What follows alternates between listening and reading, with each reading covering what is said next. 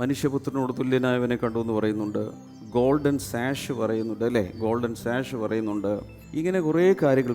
തലമുടി വെളുത്തിരിക്കുന്നു എന്ന് പറയുന്നത്. എൻ്റെ കണ്ണ് തീജ്വാലയ്ക്കൊത്തവണ്ണമാണ്, നോക്കാൻ പോലും സാധ്യമല്ല, തീജ്വാലയ്ക്കൊത്തവണ്ണമാണെന്ന് പറയുന്നുണ്ട്. കാലുകൾ വെള്ളോട്ടിന് ഒരു ബ്രോൺസ് ആണ്, ഗ്ലോയിങ് ഇൻ എ ഫേർണസ് എന്ന് പറഞ്ഞാൽ ഫേർണ് തീച്ചൂളയ്ക്കകത്ത് ഇതിട്ട് ഇങ്ങനെ ഇങ്ങനെ ചൂടാക്കി കഴിയുമ്പോൾ വരുന്ന ഒരു ഗ്ലോ ഉണ്ടല്ലോ, അതുപോലെ കാലിരിക്കുന്നതാണ്.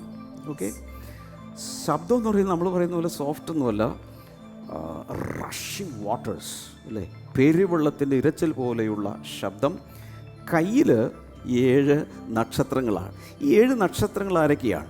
ഈ 7 നക്ഷത്രങ്ങൾ കാണിക്കുന്നത് 7 സഭകളുടെ ദൂതന്മാരാകുന്നു.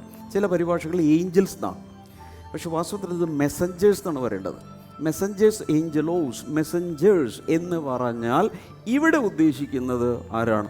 ആ സഭകളുടെ മൂപ്പന്മാർ.